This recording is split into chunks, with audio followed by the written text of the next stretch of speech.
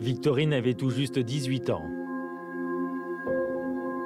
Ses grands yeux bleus la faisaient rayonner. Toujours la première à rire. Avec ses copines, elle était un peu la boute en train lors des sorties shopping.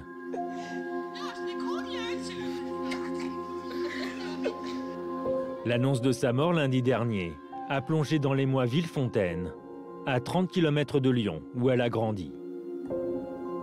Depuis, tous les jours, c'est à pas feutré qu'on vient lui rendre hommage. Quelques mots sur un recueil exposé en mairie. Cette petite sur les photos, elle brillait. Elle avait une belle âme, enfin, elle brillait comme un soleil. Sur des dizaines de pages, des messages de parents, de voisins ou de camarades de lycée, pour celle surnommée déjà le petit ange de Villefontaine. C'est une fille que je voyais tous les jours. Et du jour au lendemain qu'on entende qu'elle est décédée, bah moi ça m'a fait froid dans le dos personnellement. Comment vous ressentez? De la peur. Dire qu'on peut plus sortir sans être tranquille, on peut plus sortir tout seul. Parce que ça aurait pu être n'importe qui d'entre nous, ça aurait pu être moi, comme ça aurait pu être mon frère. Et ça fait une vraie boule au ventre. La peur s'installe d'autant plus que Victorine avait disparu samedi sans un appel de détresse. Elle a été retrouvée 2 jours plus tard, à moins d'un quart d'heure de sa maison, située dans un quartier tranquille. Qui a-t-elle pu croiser? Connaissait-elle son agresseur? Hier matin, Rémi Dartois, le grand frère de Victorine, commençait son chemin de croix, accompagné par quelques amis. Il est venu préparer le point de ralliement de la marche, tenue ce dimanche. C'est bien là. Ouais, là. Ouais, c'est très bien. Faut pas trop en bas, c'est vrai que s'il y a des fleurs devant, au moins.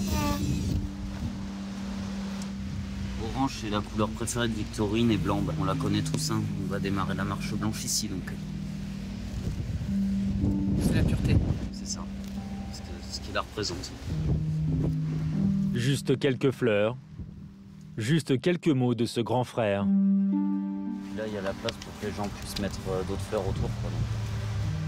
Ses premiers exprimés publiquement, d'autant plus difficile à prononcer que nous sommes à quelques mètres de l'endroit où a été découverte Victorine. Que s'est-il donc passé ce 26 septembre dernier? La jeune étudiante est allée dans ce centre commercial avec son groupe de copines. Elles y passent toute la journée. À 18h15, la petite bande rentre en bus. 25 minutes de trajet, jusqu'à Saint-Bonnet. C'est ici que le groupe se sépare. Victorine est alors la seule à devoir emprunter un deuxième bus pour rentrer chez elle. Seulement, elle arrive trop tard. Elle le voit s'éloigner. Le prochain passe dans plus d'une demi-heure. Victorine décide de rentrer à pied. Par ce sentier. À travers bois. Elle téléphone à sa sœur pour la prévenir qu'elle sera là dans un quart d'heure. Elle a l'habitude. Il fait encore jour. Et puis logiquement, il y a du monde. Des promeneurs, des joggeurs. Car c'est plutôt à la nuit tombée que le passage a mauvaise réputation. Il y a beaucoup de jeunes, le soir, bien souvent, ils sont rassemblés, ils vendent de la drogue et tout ça, quoi. On dit, il faut voir le bazar qu'ils font des fois le soir. Hein. Selon ce voisin de Victorine, qui préfère garder l'anonymat, il y a quand même un coin critique sur le chemin. Le passage du tunnel. À cet endroit, même les garçons restent sur leur garde. Là, c'est la route pour rentrer chez elle, en fait. C'est vrai, c'est un tunnel qui fait peur à un peu beaucoup de personnes la nuit. Les lumières, ils ont été arrachées, il n'y a plus de lumière. Ça fait que c'est vraiment tout noir, noir, noir. Ça fait un peu peur quand même. C'est le chemin le plus rapide. En fait. Pour aller où? Pour monter au Fougères en haut, vers chez nous. Là, on continue. Ça nous ramène au Fougères. Et c'est quand même plus rapide de passer par là directement. Surtout un samedi, à cette heure-là, on sait qu'il y a du monde. On ne pense pas à ce qui va nous arriver ou ce qui ne va pas nous arriver. À 21h30, ne la voyant pas arriver, Sa famille lance l'alerte, mais il est trop tard pour activer les recherches. Elle commence dès le lendemain matin. 130 gendarmes et militaires sont à pied d'œuvre. 48 heures après sa disparition, le chien renifleur des gendarmes retrouve sa trace sur le sentier. Il marque définitivement l'arrêt, près de ce ruisseau. On a retrouvé des chaussures qui correspondent aux baskets qui étaient portées par Victorine au moment de sa disparition, ainsi qu'un sac à main. Le sac à main correspond lui aussi à celui qui était en photo, sur les photos que vous avez tous diffusées.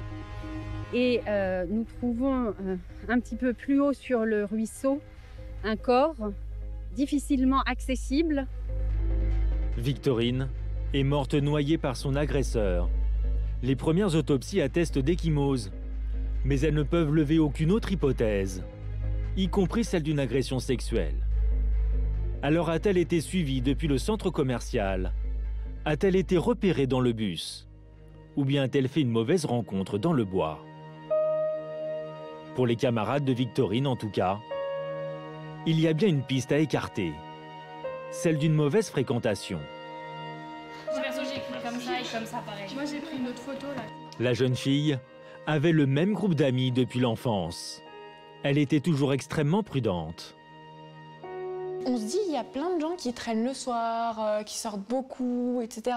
Mais Victorine, vraiment, elle faisait super attention. Quand on dormait tous ensemble, pour les anniversaires, etc., elle arrivait avec sa mère, elle repartait avec sa mère. Enfin, elle faisait vraiment super attention. Je ne comprends pas qui aurait pu lui en vouloir, en fait. Ouais, parce qu'elle avait aucun problème, aucun petit copain, aucune fille qui ne l'aimait pas. C'est ça. Vraiment, c'est pour ça qu'on se dit c'est vraiment bizarre. Et c'est ça, en fait, qui fait mal, c'est parce que c'est super injuste. Il y avait tellement peu de chances que ça tombe sur elle que c'est frustrant. Victorine était même considérée comme la fédératrice du groupe. Avec elle, ce sont des centaines de souvenirs et de photos. Là, on était au musée. On s'ennuyait parce que c'était vraiment nul. Et du coup, on était partis faire un cache-cache. Punir, c'est chiant.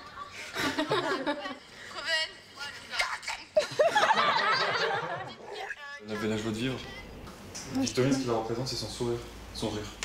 Son rire. Son rire, plutôt, ouais. Je pense qu'on est d'accord. Lumineuse. Ouais. Quand tu la voyais, t'étais obligé de sourire ou d'être heureux de la voir. Même il était grave contagieux. Ouais. Et du coup, quand... C'est ça. Et du coup, quand... Je disais, arrête de rigoler, tu me fous la honte. Attendez, on va mettre son...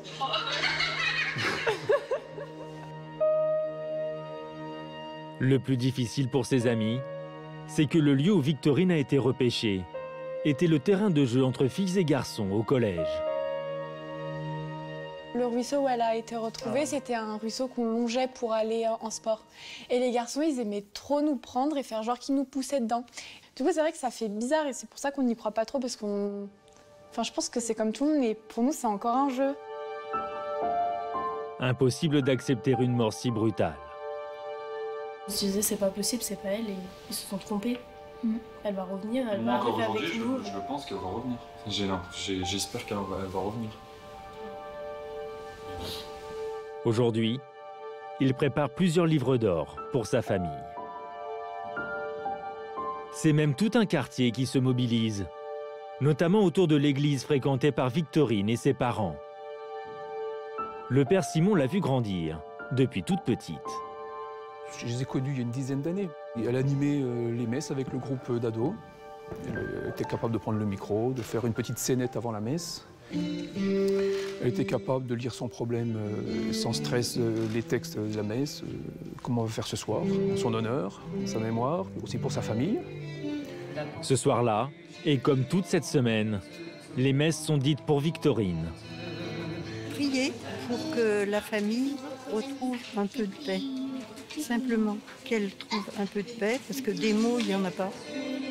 Les fidèles ont en revanche mis en ligne une cagnotte pour venir en aide à la famille d'Artois. Car depuis lundi dernier, les parents et les frères et sœurs de Victorine vivent murés dans le silence de la maison familiale. C'est uniquement à travers les réseaux sociaux que ses sœurs remercient pour les témoignages de soutien. Je reçois tous vos messages, je suis désolée, je peux pas répondre à tout le monde. Clairement, je peux même pas vous répondre parce qu'avec ma famille, nous sommes en deuil. Clairement, on a du mal à accepter que notre sœur soit partie trop tôt. À cet âge-là, 18 ans, c'est très très jeune. Je vous souhaite vraiment pas de vivre ça. Et en tout cas, merci encore pour votre soutien. Seuls leurs proches peuvent leur rendre visite, comme ce jour-là, l'oncle de Victorine, en colère. D'un seul coup, il y a des imbéciles, des gens, des assassins, des connards, des tarés qui viennent enlever et bousiller une famille.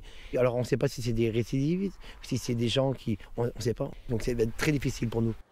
De la douleur et de nouvelles interrogations. Dans ce bois, des empreintes ADN sont-elles encore exploitables? Des traces sont-elles repérables? Le temps qui s'écoule et les pluies répétées jouent contre les enquêteurs. Il y a 2 jours, le terrain a de nouveau été cartographié à l'aide de drones. Le périmètre, totalement bouclé. C'est bloqué. On va partir de la barrière. Personne. Vous allez y avoir des gendarmes sur tout le... Vous êtes en haut là? Ouais, il y en a partout.